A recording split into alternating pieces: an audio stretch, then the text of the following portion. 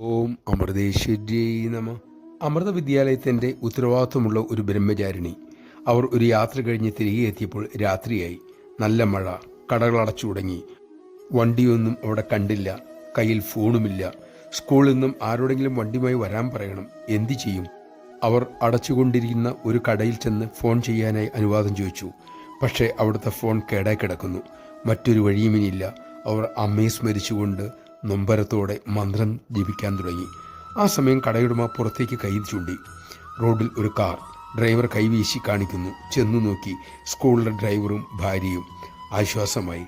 അങ്ങനെ സുരക്ഷിതമായി അമ്മയുടെ ആ മകൾ സ്കൂളിലെത്തി. നമഃശിവായ. അമ്മ അരുളുന്നു, മക്കളെ, ഫോണിന് റേഞ്ച് എല്ലായിടത്തും ഉണ്ടായി എന്ന് വരില്ല. പക്ഷേ മന്ത്രത്തിൻ്റെ റേഞ്ച് ഇല്ലാത്ത ഒരു ഇടവുമില്ല. അമ്മയുടെ കണ്ണും കാതും എത്താത്ത ദിക്കില്ല എന്ന അറിവോടെ ജീവിതം നയിക്കുവാൻ നമുക്ക് സാധിക്കട്ടെ. അതിനായി അമ്മ നമ്മെ അനുഗ്രഹിക്കട്ടെ.